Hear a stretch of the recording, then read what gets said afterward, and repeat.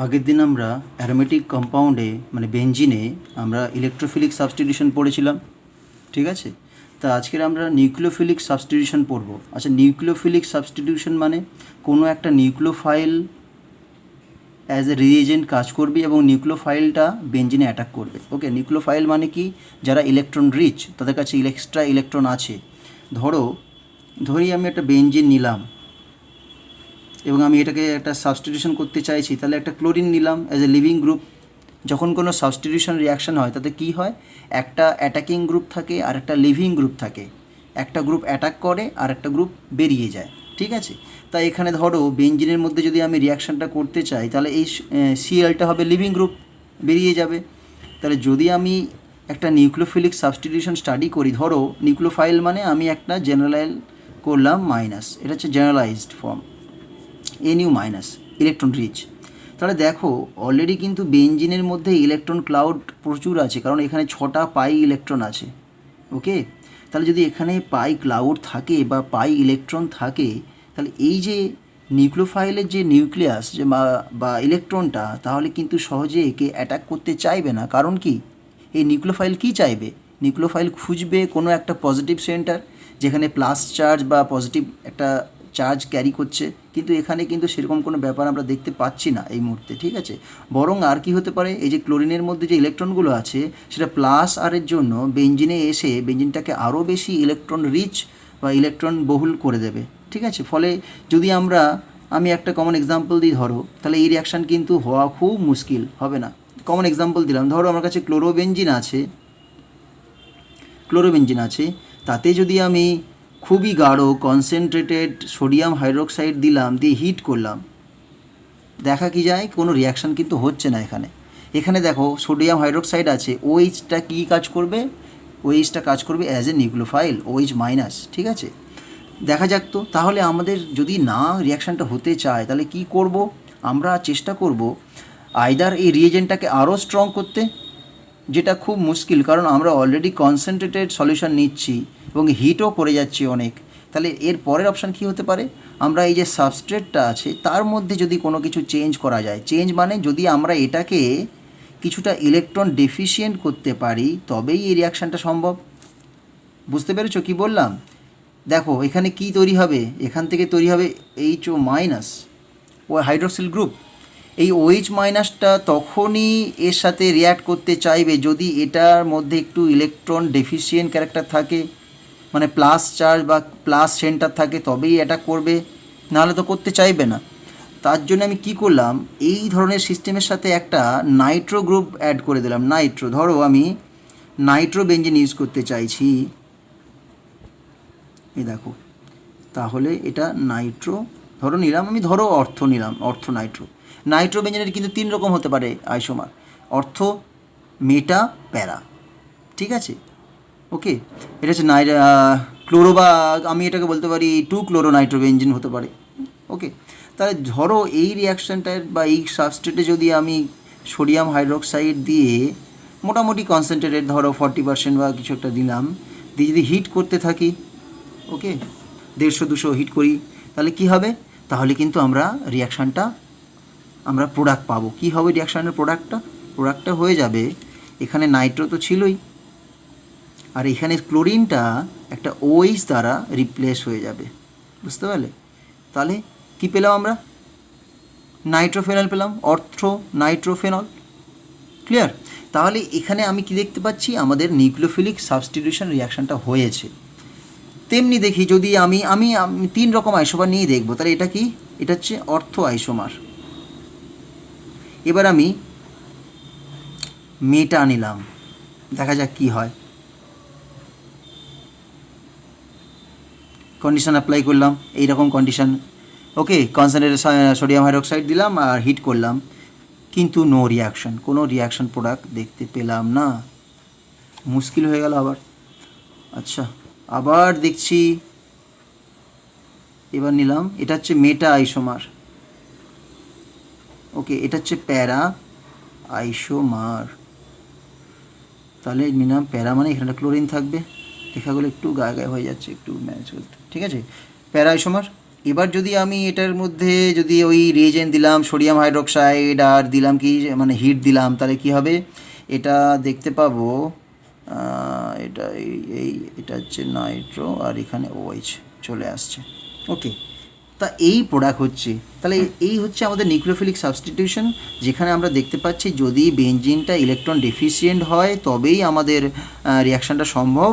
কারণ কি, যদি তার মানে আমি এটা বলতে চাইছি যদি বেঞ্জিনের মধ্যে কিছু মানে পজিটিভ সেন্টার তৈরি হয় তবেই সম্ভব, না হলে কিন্তু হওয়া মুশকিল আছে। এটা অদ্ভুত একটা ব্যাপার দেখলাম যে এখানে কেন রিয়াকশানটা হলো না আর এখানে কেন হলো, কিভাবে আমি এক্সপ্লেন করব।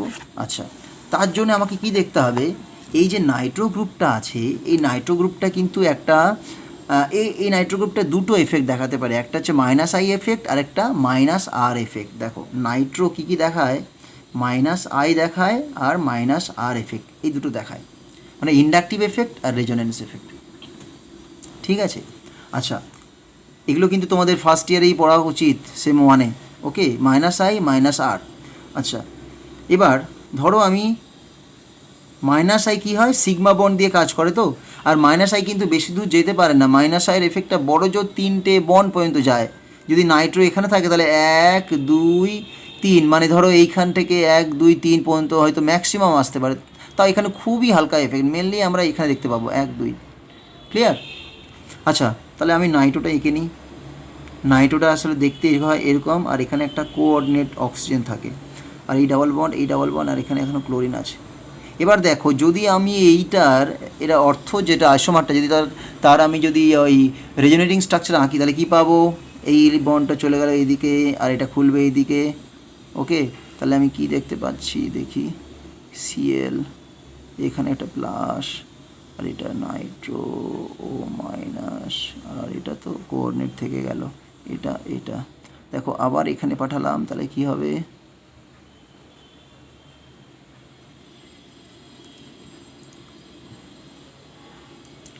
ঠিক আছে। তাহলে এটা হচ্ছে আমি নাইট্রো নিলাম ডাবল বন্ড, আচ্ছা এটা কি করলাম আবার ভুল হলো, এটা এদিকে যাবে না, এটা হবে এখানে প্লাস এখানে সিএল, এটা ডাবল বন্ড সিঙ্গেল বন্ড ও মাইনাস আর এটা হবে ও। ঠিক আছে, এই হচ্ছে স্ট্রাকচার। তার মানে আমি কি দেখতে পেলাম, অর্থ যে আইসোমারটা আছে তাতে কি হচ্ছে, আমি দেখো আমি ক্লোরিনটাকে ভুলে যাই, ধরো ক্লোরিনটা হচ্ছে লিভিং গ্রুপ। ওকে, ক্লোরিনের রোলটা পরে ভাববো। যদি আমি শুধু নাইট্রোর যে রেজোনেটিং স্ট্রাকচারগুলো দেখি এগুলোকে বলে রেজোনেটিং। ওকে, রেজোনেটিং স্ট্রাকচার। যদি আমরা নাইট্রোর এফেক্টগুলো দেখি তাহলে কি দেখতে পাচ্ছি, দেখো নাইট্রোর জন্য বেঞ্জিনের কোথায় কোথায় প্লাস চার্জ হচ্ছে, একটা হচ্ছে অর্থতে আর একটা হচ্ছে প্যারাতে। মেটাতে কিন্তু কোনো রকম প্লাস চার্জ তৈরি হলো না। ঠিক আছে, তা যেহেতু মেটাতে কোনো প্লাস চার্জ, দেখো মেটাতেও প্লাস চার্জ হয়নি, আর ওকে খালি অর্থতে হয়েছে প্যারাতে হয়েছে। তার মানে যদি আমি অর্থটা এখানে নিই তাহলে কি হতে পারে, দেখো আমি যেটা বললাম, তাহলে অ্যাকচুয়ালি কী হয় জানো, এই যে ক্লোরিনটা আছে নাইট্রো, ওকে, তার মানে রেজোনেন্সের জন্য এখানে একটা প্লাস চার্জ তৈরি হচ্ছে, রেজোনেন্সের জন্য এই সেন্টারে একটা প্লাস চার্জ তৈরি হচ্ছে, আমি দেখালাম এখানে। ফলে কী হবে, যখনই OH মাইনাস আমাদের মিডিয়ামে থাকবে সঙ্গে সঙ্গে ও এই ইলেকট্রন ডেফিসিয়েন্ট সেন্টারটা অ্যাটাক করবে, করে এই ইলেকট্রনটাকে এদিকে পাঠাবে, এটাকে এদিকে খুলিয়ে দেবে।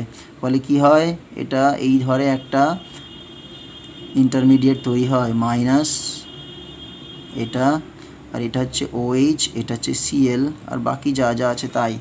আবার এটা ব্যাক করলো, এটা এদিকে খুলবে, এটা বেরিয়ে যাবে।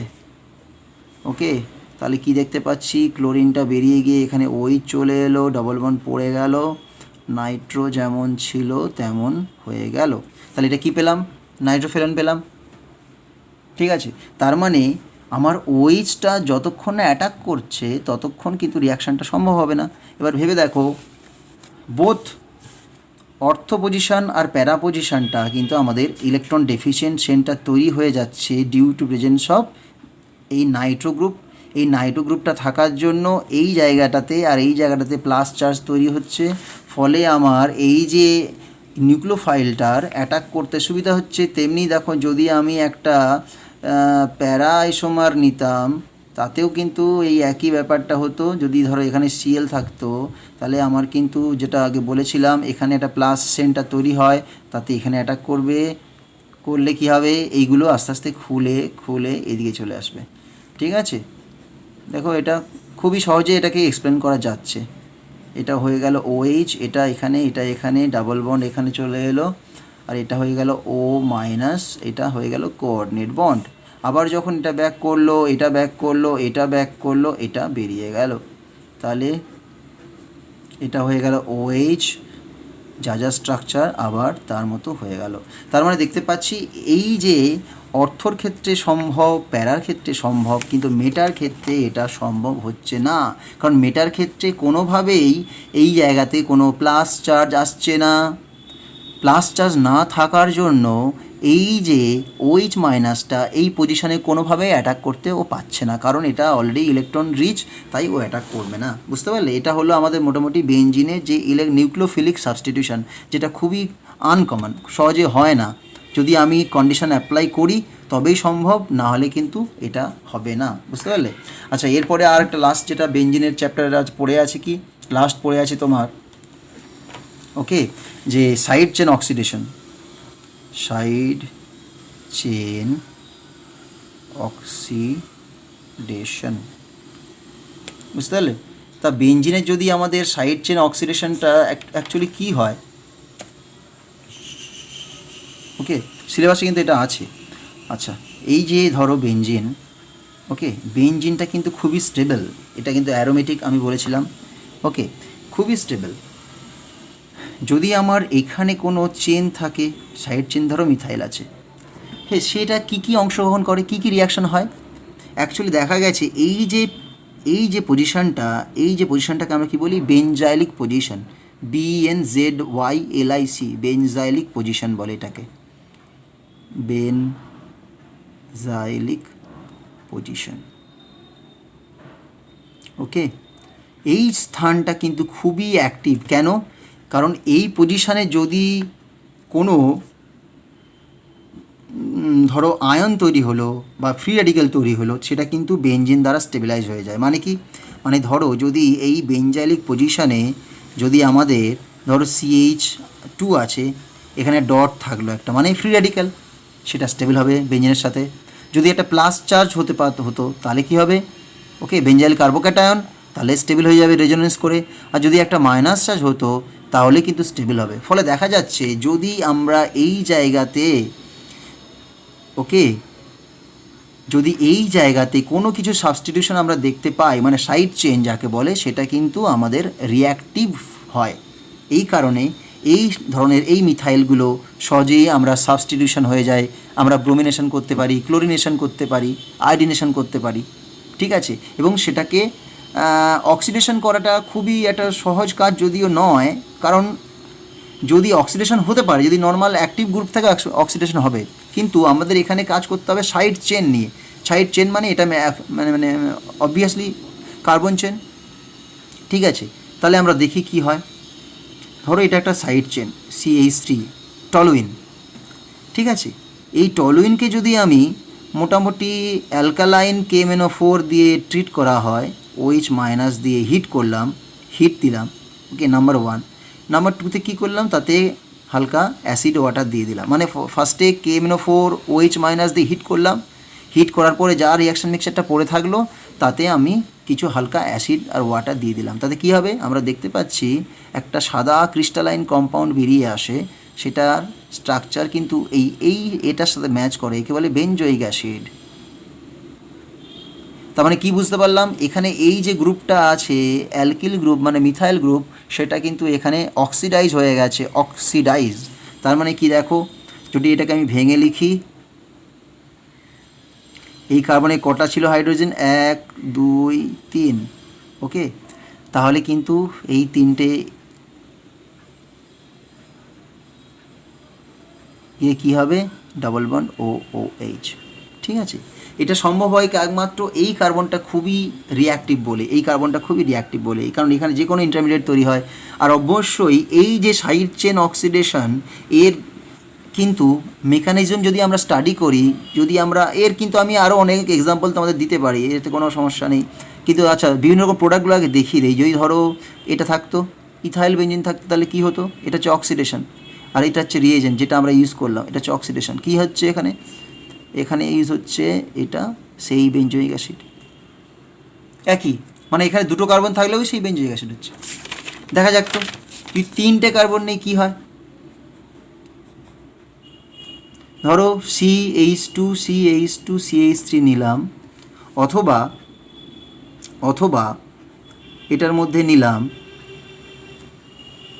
CH3 এটা হচ্ছে N প্রোপাইল বেঞ্জিন, এটা হচ্ছে আইসোপ্রোপাইল বেঞ্জিন। ওকে, অথবা দেখো আমি অনেকগুলো কম্পাউন্ড আঁকলাম এবং তাদের মিলিত কম্পাউন্ডটা কী হবে তোমাদেরকে দেখিয়ে দেবো। CH2CH2CH3 এটা কিন্তু চারটে বিউটাইল বেঞ্জিন, অথবা ধরো এটার কোনো আইসোমার CH2CH3 যাই থাক, এটা। ওকে, তাহলে দেখো আমি এতগুলো আঁকলাম, এই সবগুলোকে যদি আমি সেপারেটলি আলাদা করে, ওকে, তার মানে আচ্ছা এই তোমার দেখা মানে তোমার কনফিউজ হয়ে যাবে। আলাদা করলাম, ধরো এটাকে দিলাম, কি দিলাম? KMnO4 OH মাইনাস হিট, আর লাস্টে অ্যাসিড ওয়ার্কআপ, তাহলে কী হবে? এটা হয়ে গেল COOH। আবার এটাকে যদি দিই সেই একই কম্পাউন্ড COOH, এটাকে দিলে COOH, এটাকে দিলে, ঠিক আছে আলাদা করে দেখালাম তোমাদেরকে বোঝার সুবিধার জন্য। এখান থেকে এটা হলো, এখান থেকে এটা হলো, এটা থেকে এটা, সেই একই COOH, সবগুলো কিন্তু বেঞ্জিন। হ্যাঁ, হলো। তাহলে কি দেখলাম? চেনের সাইজ হোক, চেনের যে ব্রাঞ্চিং হোক, সব কিছু চেঞ্জ করলেও দেখছি একই প্রোডাক্ট আসছে। ওকে, এবং ঠিক রিয়াকশানটা কোথায় হচ্ছে, স্প্লিটিংটা কোথায় হচ্ছে? ঠিক এই বেনজালিক কার্বনের পরেই স্প্লিট হয়ে যাচ্ছে। আচ্ছা দেখা যাক তো, আরেকটা চেঞ্জ করি। ধরো আমি নিলাম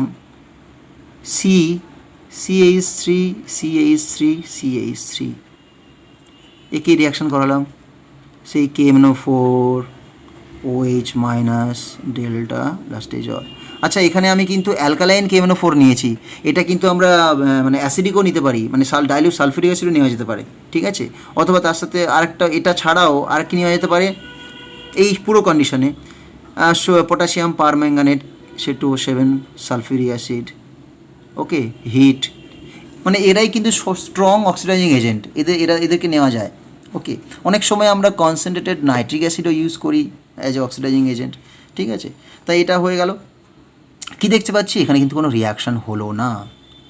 এই যে সাবস্ট্রেটটা নিলাম তার থেকে কিন্তু কোনো প্রোডাক্ট পেলাম না। আচ্ছা একবার দেখি তো এদের সাথে বাকিদের মানে কম্পেয়ার করি কি এখানে নেই। যদি আমরা কম্পেয়ার করে দেখছি, ধরো এখানেও চারটে কার্বন আছে, এখানেও চারটে আছে, এখানেও আছে। আচ্ছা এখানে কোনো হাইড্রোজেন নেই, সবগুলোতে হাইড্রোজেন আছে, এখানে কোনো হাইড্রোজেন নেই। ওকে, তার মানে ল্যাক অফ বেনজাইলিক হাইড্রোজেন।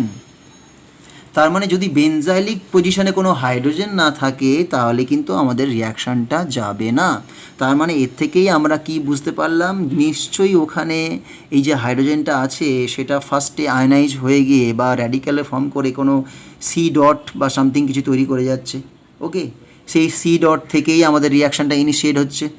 ওকে, অথবা যেহেতু আমরা অক্সিডাইজিং এজেন্ট নিচ্ছি, তাহলে যদি ইলেকট্রনটা নিয়ে নেয় তাহলে কী হবে? ওখানে একটা প্লাস তৈরি হচ্ছে, হয়তো বেনজাইলিক প্লাস। তার মানে এই যে হাইড্রোজেন না থাকা মানে এখানে কিন্তু কোনো রিয়াকশানটা যাবে না। তার মানে এখানে আমাদের হাইড্রোজেন থাকতেই হবে এই পজিশানে। ওকে, আর এই যে আমরা সাইড চেন অক্সিডেশনটা করছি, এটার কি মানে অ্যাপ্লিকেশান কোথায় আছে? আমরা অনেক সময় যদি নতুন কোনো কম্পাউন্ড আমরা মানে ডিটেক্ট করতে চাই, সেক্ষেত্রে দেখো আমরা ধরো কম্পাউন্ডের মধ্যে অনেক কিছু আছে, এখানে চেন আছে, এখানে চেন আছে, এখানে চেন আছে, এখানে চেন আছে, এবং আমি জানি না কোথায় কি চেন আছে। আমি কি করলাম? তাদেরকে অক্সিডেশন করলাম এবং দেখতে পেলাম কি যাদের অক্সিডেশন করলাম তাদের কি হলো? একটা করে COOH গ্রুপ ঢুকে গেল। ওকে, তাহলে এই COOH গ্রুপগুলোকে আমি অ্যানালাইজ করে কোন পজিশনে আছে বের করতে পারলেই তাহলে আমাদের এই কম্পাউন্ডের মধ্যে কোথায় কোথায় ব্রাঞ্চিং বা সাইড চেন আছে সেটা কিন্তু আমরা আইডেন্টিফাই করতে পারবো। ঠিক আছে, এটা কিন্তু অনেক আগে আমাদের যখন ইনিশিয়াল স্টেজে যখন এত ইনস্ট্রুমেন্টাল ফেসিলিটি ছিল না, এত NMR মাস এই সুবিধা থাকতো না, তখন কিন্তু এইভাবে অক্সিডাইজ করে করে করে করে করে করে প্রতিটা বড় বড় মলিকুলকে আমরা নয়, আমাদের যারা পূর্বপুরুষ যারা আছেন তারা এগুলোকে স্টাডি করতেন। ঠিক আছে, যারা বড় সায়েন্টিস্টরা ছিলেন তারা করতেন। ঠিক আছে, আচ্ছা, এই হলো আমাদের মোটামুটি এই চ্যাপ্টারটা আমি পড়ালাম অ্যারোমেটিক হাইড্রোকার্বন। এরপরে আমি আর একটা চ্যাপ্টার পড়াবো যেটা নাম হচ্ছে কার্বনিল কম্পাউন্ডস। ঠিক আছে, কার্বনিল কম্পাউন্ডস। আচ্ছা, কার্বনিল কম্পাউন্ডস, এই কার্বনিল কম্পাউন্ডসগুলোকে অ্যাকচুয়ালি কার্বনিল কম্পাউন্ড কাকে বলে বলো তো? এই যে এটা কিন্তু একটা অর্গানিক কম্পাউন্ড, এবং যে সমস্ত অর্গানিক কম্পাউন্ডের মধ্যে এই ধরনের ফাংশনাল গ্রুপ থাকে, ওকে, এটা হচ্ছে ফাংশনাল গ্রুপ, যাদের মধ্যে C+O এই ধরনের ফাংশনাল গ্রুপ থাকে, যেখানে কার্বনটা দুটো আলাদা গ্রুপের সঙ্গে যুক্ত আছে, দুটো আলাদা অন্য গ্রুপ এখানে অ্যাটাচ আছে, সেই সমস্ত কম্পাউন্ডকে আমরা বলবো কার্বনিল গ্রুপ ও কার্বনিল কম্পাউন্ড। এই কার্বনিল কম্পাউন্ডের আন্ডারে কে কে আসছে? তাহলে আমাদের খুব সহজে বলতে গেলে আসতে পারে আমাদের অ্যালডিহাইড, ওকে, অ্যালডিহাইড, আর কে আসে? কিটোন আসে, আর আসে কার্বক্সিলিক অ্যাসিড, আরও আছে কার্বক্সিলিক অ্যাসিডের যা ডেরিভেটিভ হয়, অ্যানাইড্রাইড হতে পারে, ওকে, তারপরে অ্যাসিড ক্লোরাইড হতে পারে। ঠিক আছে, মোটামুটি এইগুলো হচ্ছে বেসিক কম্পাউন্ড, এর থেকে আলাদা আলাদা ডেরিভেটিভ হতেই পারে, অসুবিধা নেই।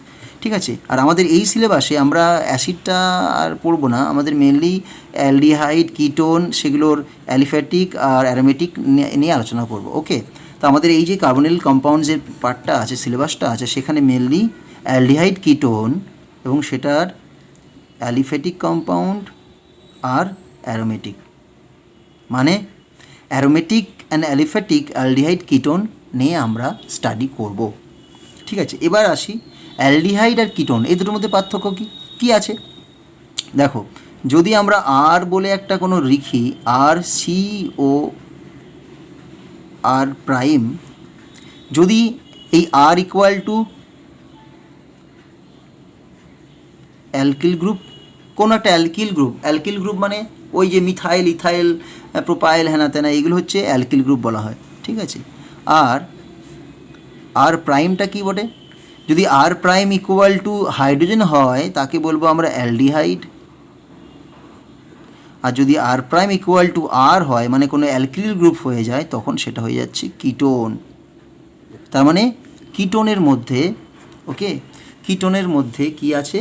দুটো অ্যালকিল গ্রুপ আছে। আচ্ছা, আরটা, এই যে আরটা, এটা সম্বন্ধে আমি আর একটু যদি আরও ডিটেলসে বা ভালো করে বলি, এটা অ্যালকিল গ্রুপও হতে পারে, হাইড্রোজেনও হতে পারে। ওকে, এটা অ্যালকিল গ্রুপ অর হাইড্রোজেন, বুঝতে পারলে? ক্লিয়ার? তার মানে কি বুঝলাম? যদি দুটোই অ্যালকিল গ্রুপ হয়, ওকে, যদি দুটোই অ্যালকিল গ্রুপ হয় তবে তাকে আমরা কিটোন বলবো। When R prime are alkyl groups, তাহলে কি বলবো? কিটোন, বুঝতে পারলে? আর যদি আর প্রাইমের মধ্যে কোনো একটা হাইড্রোজেন হয়ে যায়, if any of R prime is hydrogen, then এটাকে বলে অ্যালডিহাইড, বুঝতে পারলে? এই হচ্ছে ব্যাপার। এবার এই হচ্ছে অ্যালডিহাইড আর কিটোন। এবার অ্যালডিহাইড আর কিটোনটা কার সাথে লেগে আছে সেইভাবে আমরা বিচার করব কি এটা অ্যালিফ্যাটিক না অ্যারোমেটিক, বুঝতে পারলে? আচ্ছা, অ্যালিফ্যাটিক অ্যারোমেটিকে যাওয়ার আগে ধরো অ্যারোমেটিক মানে ধরো একটা কার্বনের সাথে এই লং চেন, স্ট্রেট চেন এমনি লেগে আছে, CH3 CH2 CH2 CH2, লাস্টে আছে কি একটা অ্যালডিহাইড গ্রুপ। ওকে, এটা হচ্ছে অ্যালডিহাইড গ্রুপ, দেখো একটা হাইড্রোজেন, তাহলে কি বলবো? কি অ্যালিফ্যাটিক। আর অ্যারোমেটিক কাকে বলবো? যদি অ্যালডিহাইড গ্রুপটা কোনো অ্যারোমেটিক কম্পাউন্ডের সঙ্গে যুক্ত থাকে, মানে বেনজিন বা বেনজিন জাতীয় কোনো তার হোমোলগ, বেনজিন হতে পারে, টলুইন হতে পারে, ন্যাপথালিন হতে পারে, অ্যানথ্রাসিন হতে পারে, ঠিক আছে, তাকে আমরা বলবো অ্যারোমেটিক অ্যালডিহাইড। মানে এই অ্যালডিহাইডটা ফিক্সড থাকবে, এটা ফিক্সড, তার যে মেন যে মাদার কম্পাউন্ড সেটা কি তার উপর ডিপেন্ড করে এটা অ্যালিফ্যাটিক অ্যারোমেটিক হয়ে যাচ্ছে। আচ্ছা, এবার এদের নামকরণটা বা একে নোমেনক্লেচার হিসাবে আমরা নোমেনক্লেচার কীভাবে আমরা ডাকবো, আমাদের সবার একটা ডাক নাম আছে, ঠিক আছে, তা ওদেরকে কীভাবে ডাকতে পারি আমি, আমাদের অ্যারোমেটিক কম্পাউন্ডের একটা না নোমেনক্লেচারের সিস্টেম আছে। সিস্টেম কীভাবে হয়, ধরো যদি আমি একটা আমি খুবই সহজে লিখলাম, ধরো HCH4 লিখলাম, যখনই এটাকে আমি নামকরণ করতে যাব তখনই আমার যে নোমেনক্লেচারের সিস্টেমটা, নোমেনক্লেচারটা মানে কি, একে IUPAC একটা স্ট্যান্ডার্ড ফলো করা হয়, okay, International Union of Pure and Applied Chemistry, IUPAC বা PAC বলে আমরা জানি এটাকে, ঠিক আছে। তা এই অনুযায়ী এর স্ট্যান্ডার্ডটা আমরা মানে কি এটা ইন্টারন্যাশনালি অ্যাকসেপ্টেড, সবাই একই রকম নিয়ম ফলো করে নামকরণ করবে, নাহলে তো যে যা খুশি হাদা ফোদা সব নাম দিয়ে দেবে, ঠিক আছে। তাহলে এটাকে মোটামুটি আমাদের একটা সিস্টেম ফলো করতে হয়। কি সিস্টেম আছে, যখন একটা নামকরণ করব তাতে মেনলি 3টে পার্ট থাকবে, কি কি, একটা থাকবে প্রিফিক্স, একটা থাকবে রুট ওয়ার্ড, থাকবে সাফিক্স। কী কী থাকলো, প্রিফিক্স, রুট ওয়ার্ড আর সাফিক্স, ওকে। মানে একটা রুট ওয়ার্ডের মধ্যে কী থাকবে বলো তো, এটার মধ্যে মেনলি থাকবে ওই কম্পাউন্ডের মধ্যে কটা কার্বন আছে তার তথ্য, মানে যদি একটা থাকে তাকে বলবো মেথ, রুট ওয়ার্ড কী কী হয়, একটা হলে মেথ, দুটো এথ, তিনটে হলো প্রোপ, বিউট, ওকে।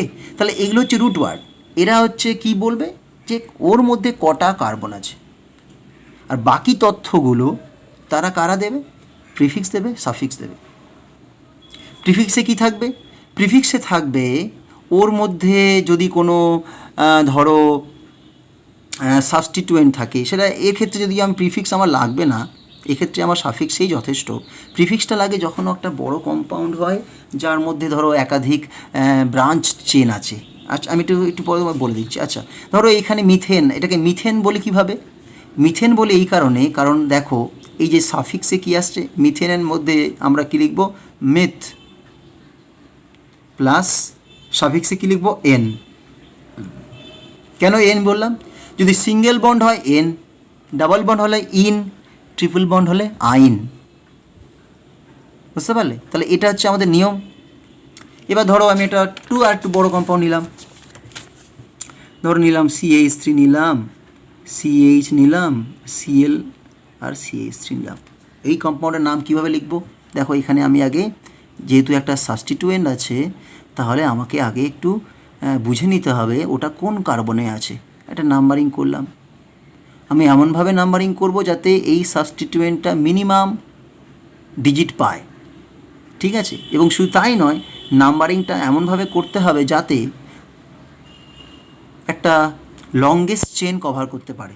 মানে এই নয় যে আমি 1 2 বলে থেমে গেলাম, তা করলে হবে না, আমাকে 1 2 3 পর্যন্ত যেতে পারবো, কারণ আমি এটা দিয়ে লংগেস্ট চেন আমি অ্যাচিভ করতে পারবো, ঠিক আছে।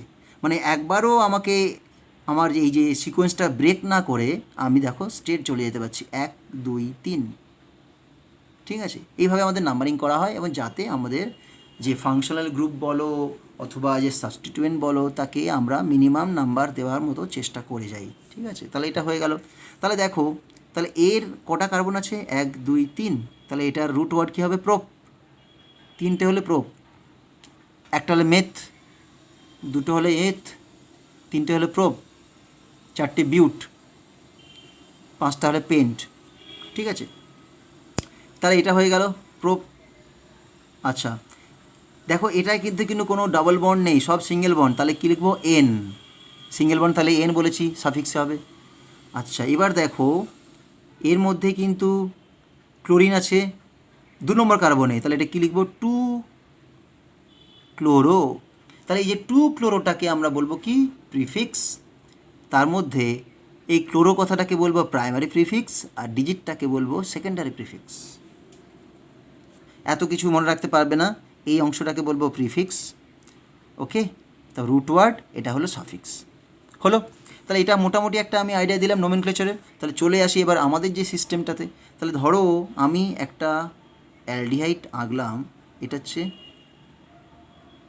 ওকে। এর নামকরণ কীভাবে করব? ওকে, আচ্ছা আমি একটু লম্বা চেনই দিলাম, CH ডাবল বন্ড O, ঠিক আছে। তাহলে এর নামকরণ কীভাবে হবে? তাহলে আমাকে আগে দেখতে হবে এই যে কম্পাউন্ডটা আছে তার নাম্বারিং করতে হবে। নাম্বারিং যখন করব, ফাংশনাল গ্রুপ কে আছে অ্যালডিহাইড, তাকে দেবো 1, একে দেবো 2, একে দেবো 3, একে দেবো 4, বুঝতে পারলে? তাহলে সেই অনুযায়ী আমি কি হবে, তাহলে আমি আসবো রুট ওয়ার্ডে প্লাস কি সাফিক্স। অ্যালডিহাইডের ক্ষেত্রে সাফিক্সে কী লেখা হয়? L। ওকে, এখানে আসছে দেখো সাফিক্সে, দেখো তারপরে N প্লাস L। কি বুঝলাম? দেখো এই কম্পাউন্ডের যে মেন স্ট্রাকচারের মধ্যে কোনো কিন্তু ডাবল বন্ড ট্রিপল বন্ড নেই, সব সিঙ্গেল বন্ড। তাহলে কি রুট ওয়ার্ড প্লাস N, এর পরে এই অ্যালডিহাইডের জন্য কি লিখব?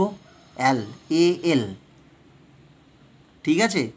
আর যদি আরও কিছু সাবস্টিটিউয়েন্ট থাকতো, পার্শ্ব বা চেন থাকতো, তাকে এখানে লিখতাম কোথায়? প্রিফিক্সে লিখতাম, ঠিক আছে।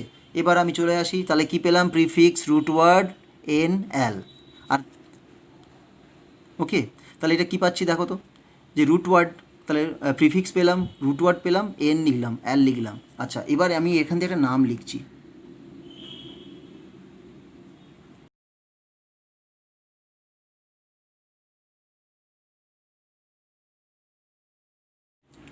আচ্ছা, তাহলে এটাকে ধরো আমি এটাকে, তাহলে এই কম্পাউন্ডটা লিখলাম। আমি চেষ্টা করব কি প্রিফিক্স রুট ওয়ার্ড আর হচ্ছে আমার সাফিক্স দিয়ে নামটা লিখবো। তাহলে ধরো এই কম্পাউন্ডার যে নামকরণ আমি করব, তাহলে তার নাম কি লিখবো? আইপ্যাকে। তাহলে আমি এখানে কি লিখতে পারি? তাহলে আমার এখানে দেখছি, দেখো এখানে কিন্তু আর কার্বন নেই, একটাই কার্বন আছে, ফলে নাম্বারিং করার কোনো অর্থ নেই। এখানে রুট ওয়ার্ড লিখবো, রুট ওয়ার্ড প্লাস সাফিক্স। আচ্ছা দেখি রুট ওয়ার্ডে কটা কার্বন আছে? একটা কার্বন, তাহলে এটা কি মেথ প্লাস, তারপরে কি লিখি? তারপর লিখি সাফিক্স। সাফিক্স কিন্তু দুরকম হয়, প্রাইমারি সেকেন্ডারি। কেন প্রাইমারি বললাম? দেখো আগে এখানে কিন্তু অন্য কিছু আর নেই, তাই আমাকে শুধু N বললেই হবে। কিন্তু এখানে দেখো অ্যালডিহাইড গ্রুপটাও আছে, তাহলে কি লিখবো? Meth N। কেন? এটা হচ্ছে single bond normal hydrocarbon, okay, methane plus অ্যালডিহাইডের জন্য কি লিখবো? Functional group L। ওকে, এবার দেখো এখানে E আছে আর এখানে A আছে, দুটো ভাওয়েল, তাহলে কি লিখবো?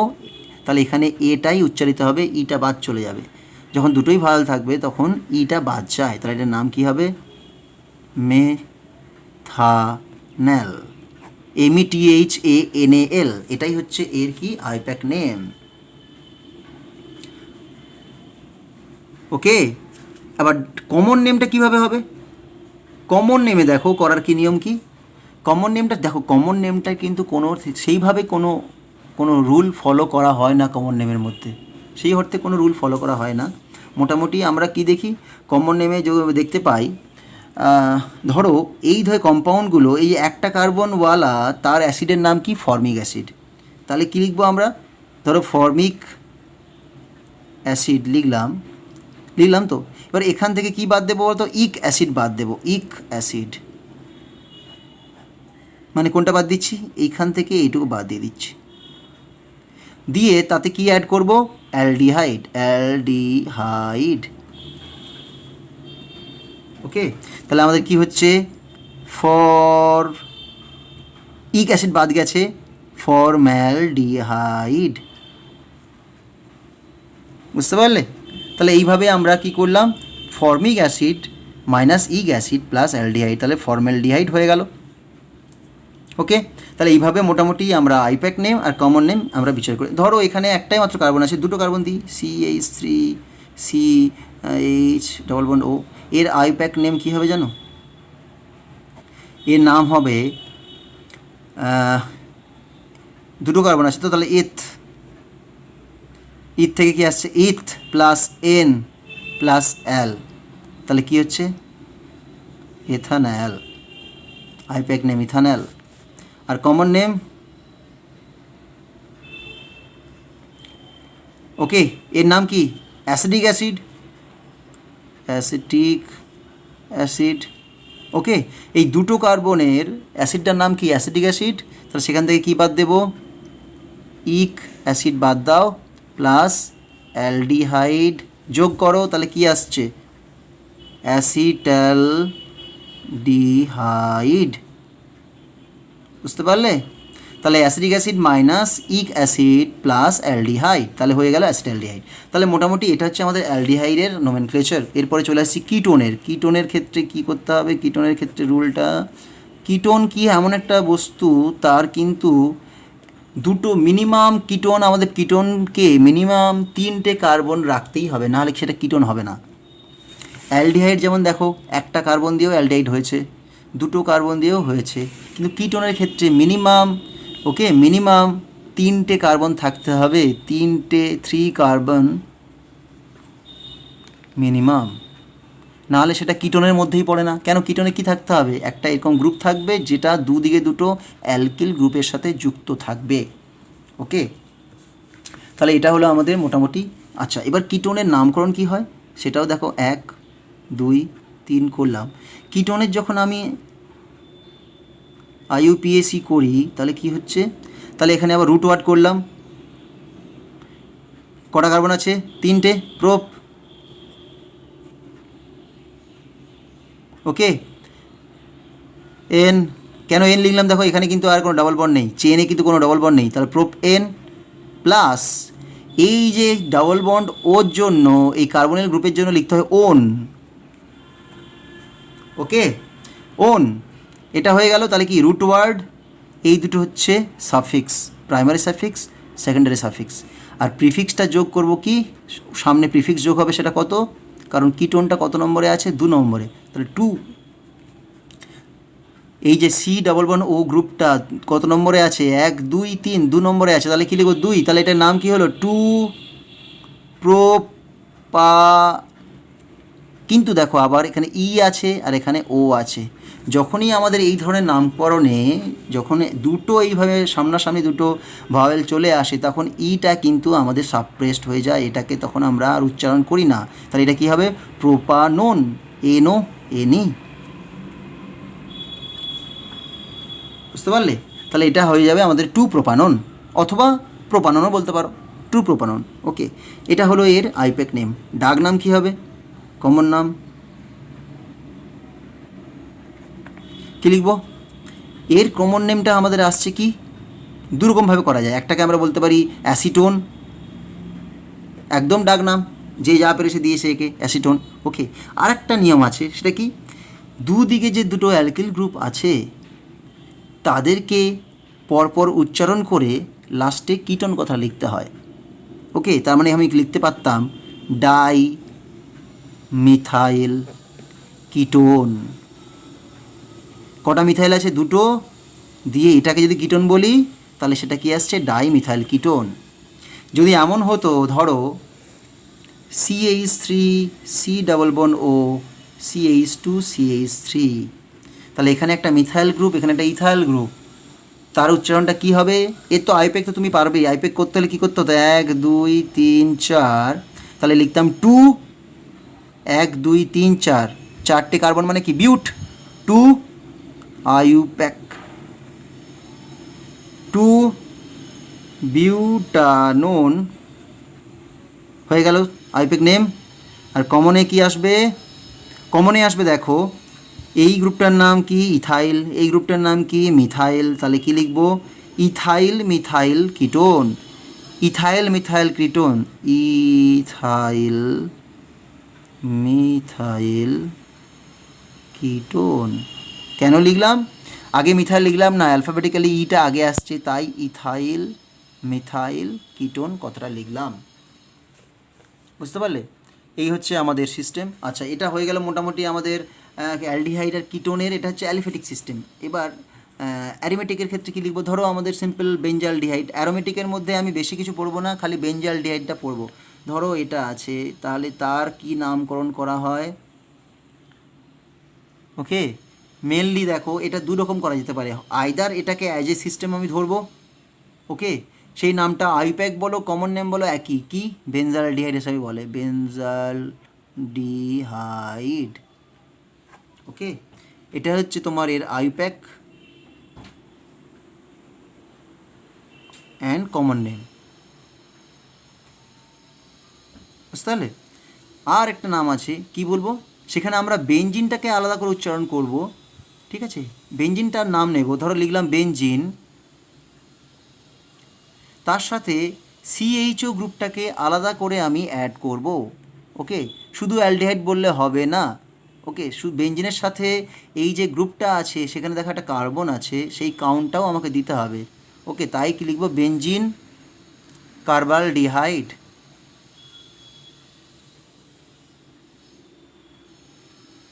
ওকে। বেঞ্জিন কার্বালডিহাইড, তার মানে বেঞ্জিনের পরে এখনও একটা সিএইচও গ্রুপ আছে, মানে একটা এক্সট্রা কার্বন আছে, তাই এখানে কার্বাল কথাটা লেখা হলো। কেন বলছি, এখানে দেখো এই যে আমরা বলেছি অ্যাসিটালডিহাইড, এই যে অ্যাসিডের মধ্যে এর মধ্যে কিন্তু দুটো কার্বন অলরেডি কাউন্ট করা আছে, তাই আমি জাস্ট অ্যালডিহাইড কথা লিখে দিলাম, কিন্তু এখানে বেঞ্জিনের মধ্যে তো খালি 6টা কার্বন কাউন্ট আছে, তাই 7 নম্বরটার জন্য আমাকে কার্বালডিহাইড লিখতে হলো, ওকে। তা মোটামুটি এই হলো আমাদের হচ্ছে এর মোটামুটি নোমেনক্লেচার। এরপরে আসি এর স্ট্রাকচার আর নেচারটা একটু দেখতে হবে আমাদের, স্ট্রাকচার অফ কার্বনিল গ্রুপ, ওকে।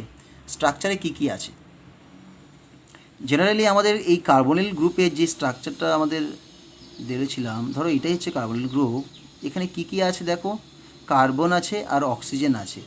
যদি আমি এই দুটো কার্বন আর অক্সিজেনের কী কী হাইব্রিডাইজেশন আছে বা বন্ডিং প্যাটার্ন যদি দেখি, আমরা কি দেখব, একটা আছে সিগমা বন্ড, একটা আছে পাই বন্ড। এই কার্বনিলে একটা সিগমা বন্ড, একটা পাই বন্ড। কীভাবে আছে, এই কার্বন আছে,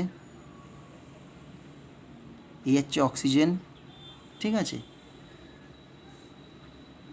আমরা জানি সিগমা বন্ডটা তৈরি হয় কিভাবে, দুটো যে বন্ড আছে তাদের অ্যাক্সিয়াল ওভারল্যাপ করে হয়, আর এটা হচ্ছে পাই, মানে পিজেড অক্সিজেনের, এটা হচ্ছে পিজেড, এটা অক্সিজেনের পিজেড, তাদের মধ্যে এটা কি হবে, ল্যাটারাল ওভারল্যাপ হয়েছে, ওকে। সিগমার জন্য কি হয়, অ্যাক্সিয়াল ওভারল্যাপ হয়, আর পাইয়ের জন্য হয় ল্যাটারাল ওভারল্যাপ, মানে এইভাবে সিগমা হয়, এইভাবে ওভারল্যাপ হয় সিগমা, আর পাই হয় এই সাইড বাই সাইড, ঠিক আছে। তার এই হলো ব্যাপার। তাই এদের অক্সিজেনের যদি দেখি আমি, আচ্ছা আমি একটু চেষ্টা করি তোমাদের এর ইলেকট্রনিক কনফিগারেশনটা দিয়ে দেওয়ার। কার্বনের তো দেখি তো কী আছে, কার্বনের জানো কি কটা অ্যাটমিক নাম্বার 6, এর বাইরের সেলে কটা ইলেকট্রন আছে দেখি, 4টে আছে। কার্বনের ইলেকট্রনিক কনফিগারেশন আমি দিয়ে দিচ্ছি, 1s2 2s2 2p2, তাহলে বাইরের সেলে 2s2 2p2 আছে, তাহলে এটা হচ্ছে 2s2 2p2, তাহলে এখানে আসছে দুটো ধরো, আর এখানে আছে 1 2, এই হচ্ছে আমাদের কার্বন। আর অক্সিজেনের কেসটা কি দেখি, অক্সিজেন এটাতে আছে 8টা, তাহলে এখানে 1s2 2s2 2p 2 4 4, তাহলে এখানে আমরা লিখব কত, 1s2 2 1 2, ঠিক আছে।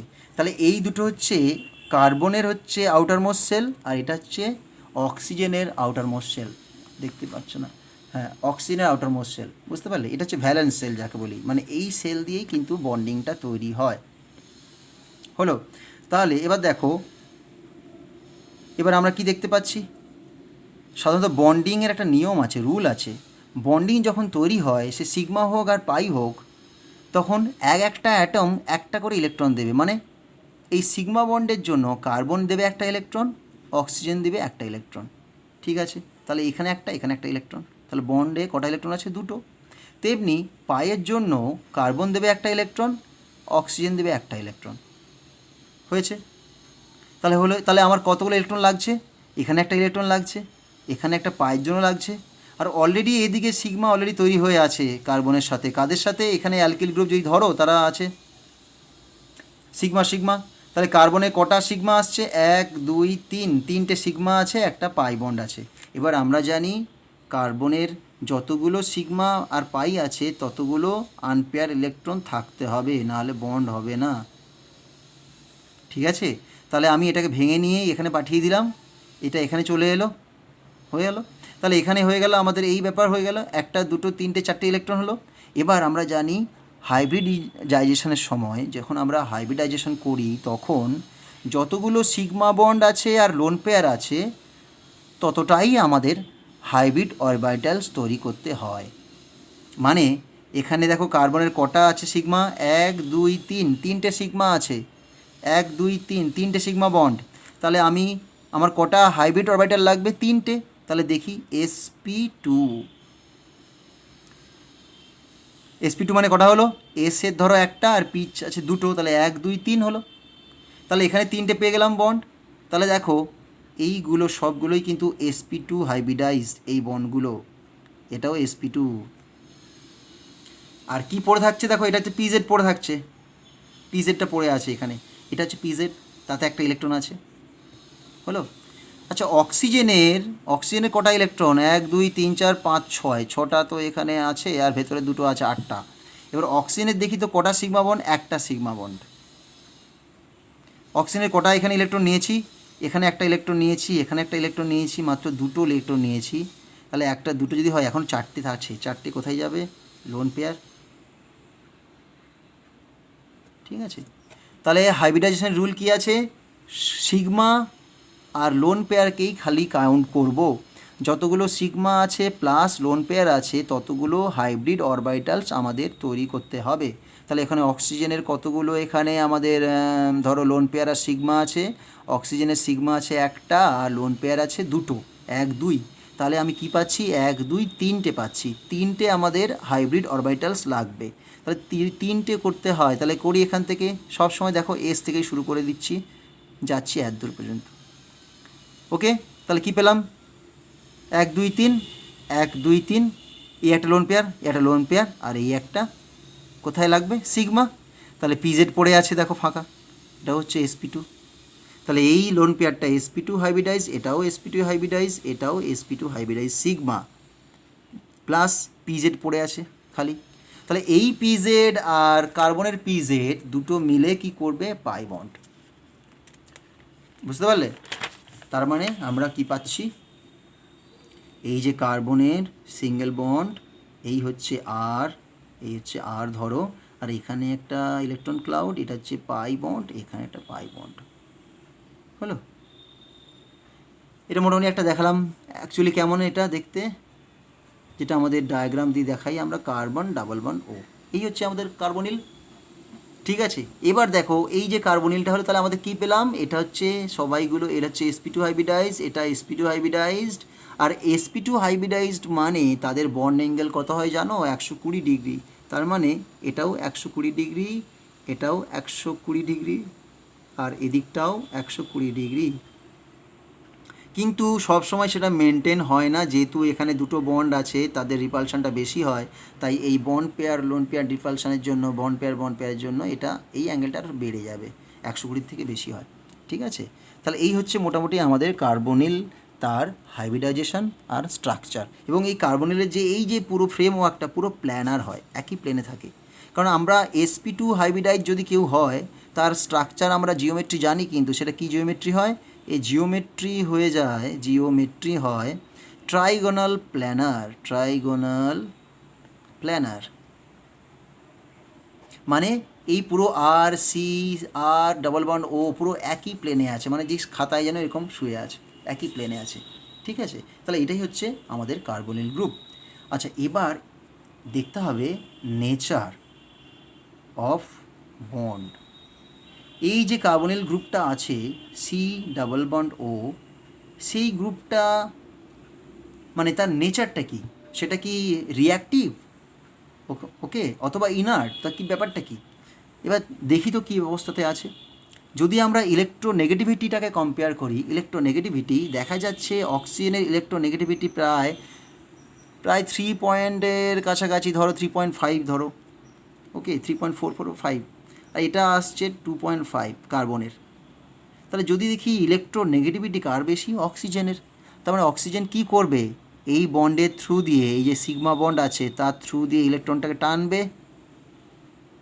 যখন ইলেকট্রনটা টানতে চাইবে, ওকে, প্লাস এই ইলেকট্রন নেগেটিভ যেহেতু, তাহলে এই সিগমা বন্ড দিয়ে টানতে চাইবে, প্লাস লোন প্যাডটাকে যে পাই বন্ড আছে তাকেও টানতে চাইবে। তাহলে আমরা কী দেখতে পাবো, এই পাই বন্ডটা একটা এই দিকে সরে আসার টেন্ডেন্সি আমরা দেখতে পাবো, আর আর সি প্লাস ও মাইনাস, এই ধরনের একটা ইলেকট্রনটা ডান দিকে সরে যাওয়ার একটা টেন্ডেন্সি আমরা পাবো। তার মানে যদি এটাকে আমরা মোটামুটি একটা রেজোনেন্স হাইব্রিড হিসেবে দেখতে চাই, তার মানে এটা কেমন দেখতে লাগবে, আরটা এরকম থাকবে আর সি আছে ও আছে, তাহলে মোটামুটি এটা ধরো এরকম থাকবে, এটা ডেল্টা প্লাস আর এটা ডেল্টা মাইনাস।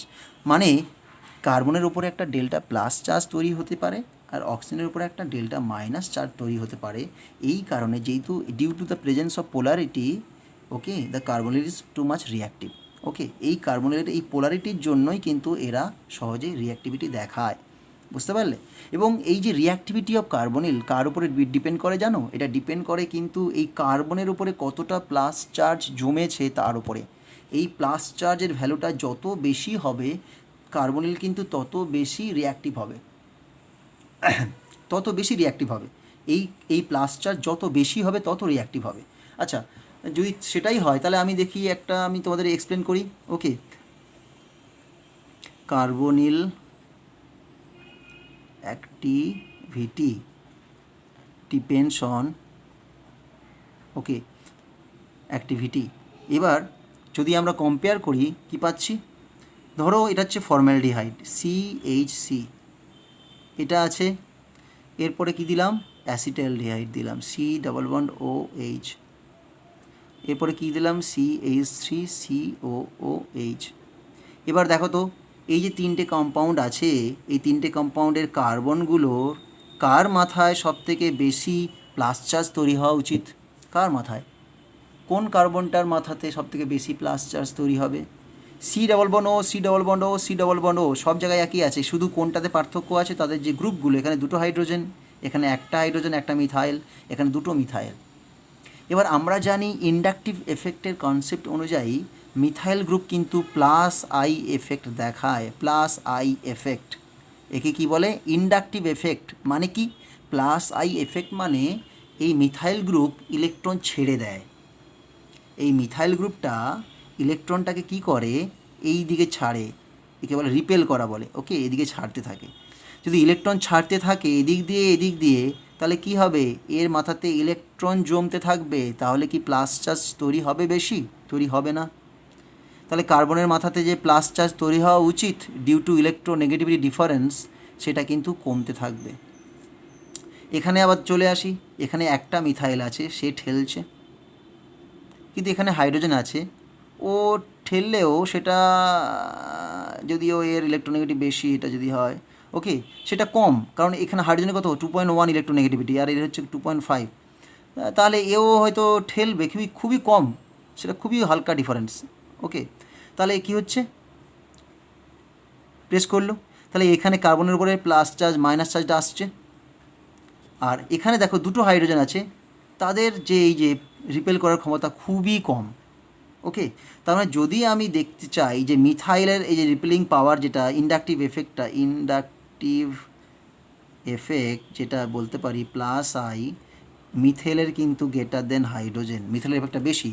যেহেতু মিথাইলটা বেশি প্লাস আই এফেক্ট দেখায়, তাহলে এই কার্বনের উপরে বেশি, ওকে, এই কার্বনের উপরে কিন্তু ইলেকট্রনটা বেশি জমবে, ফলে এর উপরে প্লাস ক্যারেক্টারটা কমে যাবে। ওকে, তাহলে রিঅ্যাক্টিভিটি কার বেশি হওয়া উচিত, এটা কি বললাম বুঝতে পারলে। তার মানে এই কার্বনের উপরে প্লাস চার্জ বেশি তৈরি হবে, তাহলে কার্বনিল অ্যাক্টিভিটি অর্ডার, এটা হচ্ছে অ্যাকচুয়ালি কার্বনিল অ্যাক্টিভিটি অর্ডার কী হবে, formaldehyde greater than acetaldehyde greater than ketone. Okay, মোটামুটি অ্যালডিহাইডের রিঅ্যাক্টিভিটি সবসময় কিটোনের থেকে বেশি হতেই হবে। ওকে, বুঝতে পারলে, অ্যালডিহাইডের রিঅ্যাক্টিভিটি কিটোনের থেকে বেশি হতে হবেই। ওকে।